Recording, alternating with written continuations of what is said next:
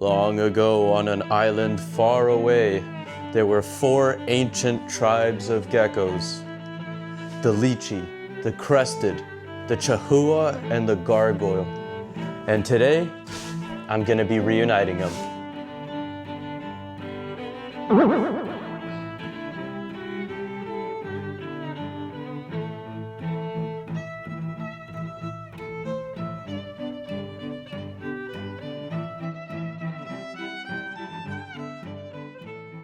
Today, I'm going to be reuniting the 4 ancient gecko tribes of New Caledonia. So, New Caledonia is a series of islands that are home to some of the coolest geckos in the world.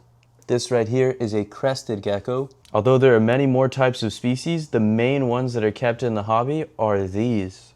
The ciliatus is the crested gecko. We've got auriculatus, that is the gargoyle gecko. We have the Chahooa gecko, and we have the Luchianis gecko.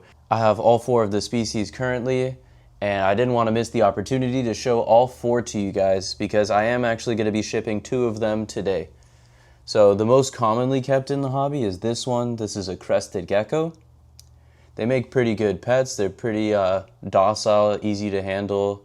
They do jump, and that would be the only thing that would make them hard to handle in my opinion. But you learn to predict their jumps. They have to kind of spring load their back legs in order to get a good leap. But crested geckos basically eat like a fruit powder diet that you mix with water, so it turns into applesauce.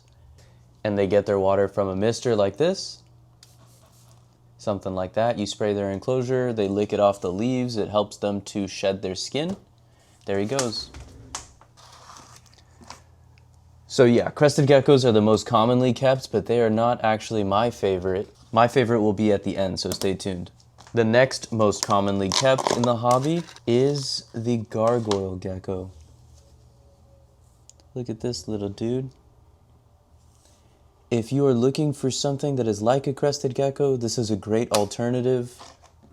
I personally love the colors they come in. They're called gargoyle geckos because of that bony structure at the back of their head. They also look like they're made out of marble too. Ooh, he's quick. This is a little orange reticulated gargoyle, and care would be similar to the crested gecko.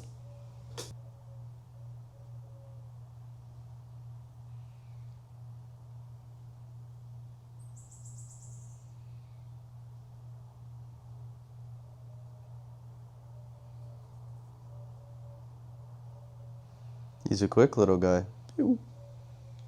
All right, up next is my second favorite, the Chahooa gecko.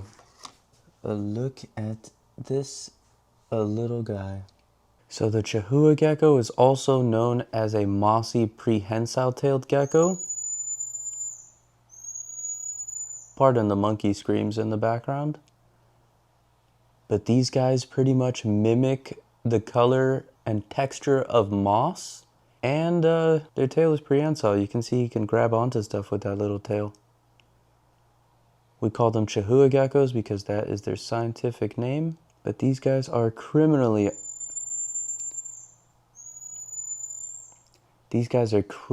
underrated in the hobby, and I hope to see more of them.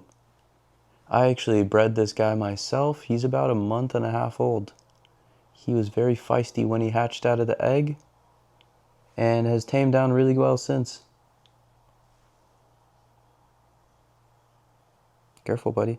I'm actually going to be shipping him out today, so that's why I wanted to make this video about all 4 of the New Caledonian gecko species that I have. And here we are, my personal favorite. Oh my goodness. Here we are, my personal favorite of the New Caledonian gecko species, the Luchianis gecko. So these are called Luchianis for the same reason Chahooa is called Chahooa. Now this gecko is actually the largest gecko in the world, and adults get over a foot long. So while he fits on my finger perfectly right now, he's gonna be the size of my forearm as an adult. That makes this a very impressive gecko, and I love babies and adults. They're like little bulldogs. I like their stockier build, their shorter tail. They're just comical looking to me. I actually produced this guy as well, and the adults that produced him were big and beautiful geckos. He's a little bit of a jumper, just like his dad.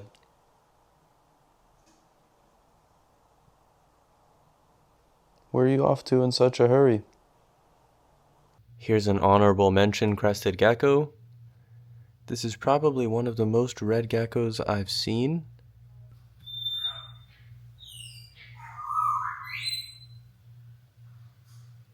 That was the parrots that time making noise. It's never a dull moment here. But look, he's got little Dalmatian spots on his back. And this is a little male. That right there is how you tell if it's a male or a female. When they reach a certain size, you'll be able to tell. Also, look at this. Kind of hard to show you guys, but on the inside of their back legs are a row of pores. The males will have a row of pores, and then they also have this hemipenal bulge. And that is how you tell the difference between a male and a female. This is one of the most beautiful crested geckos. This is called a frappuccino. They call them that because the two genetics present in this animal is cappuccino plus a lily white. So the cappuccinos give sort of like an intense brown coloration, and then you get the lily white, which creates the white on the sides and all along the tail. Oh, plop. That leaves you with a frappuccino crested gecko straight from Starbucks. There's extra whipped cream on this guy. I also still have this orange guy on my back. This gecko looks so delicious. Okay, just joking. Just joking. I'm gonna go to Panera.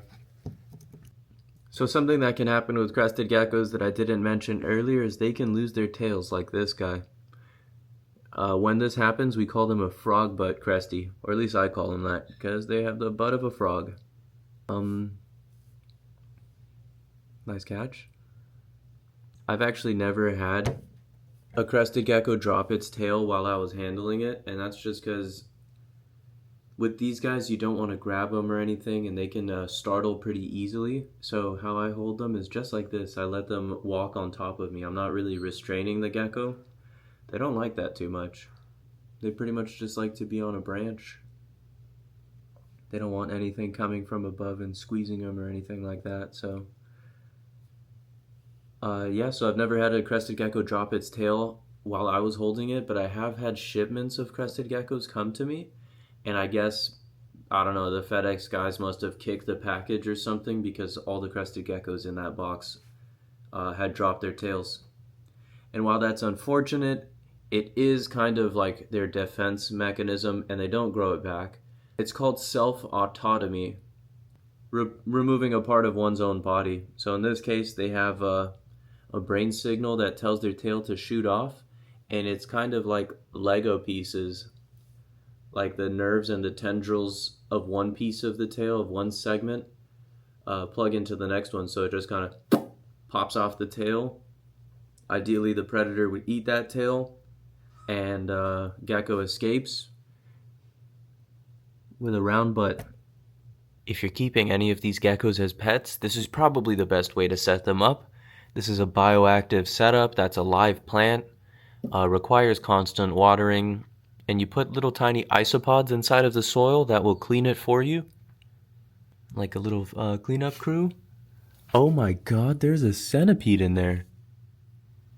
I have just discovered a centipede living in this tank. Lucky for me, nothing's in here. Otherwise, that centipede might have made a easy snack out of it. Centipedes are pretty gnarly. They're super athletic. Look at how many segments they have, how quickly they can turn, and they have huge fangs that can deliver a painful bite, so you definitely don't want to handle a centipede. This is why it's important to know the difference between centipedes and millipedes, because millipedes are cool. Centipedes are cool too, but different reason. More like deadly cool. We have heat packs because it's cold today at the central hubs where this ships through FedEx. So it's time to put everything together and drop it off. This is a little Chinese cave gecko. I've got a lily white crested gecko. We've got the orange reticulated gargoyle. And the little baby Chahooa. Everything's all packed up. Time to take it to FedEx. Alright, so that wraps up this episode of The Lizard Wizard. I gotta go cook up a newt potion, so I'll see you on the next one. Peace.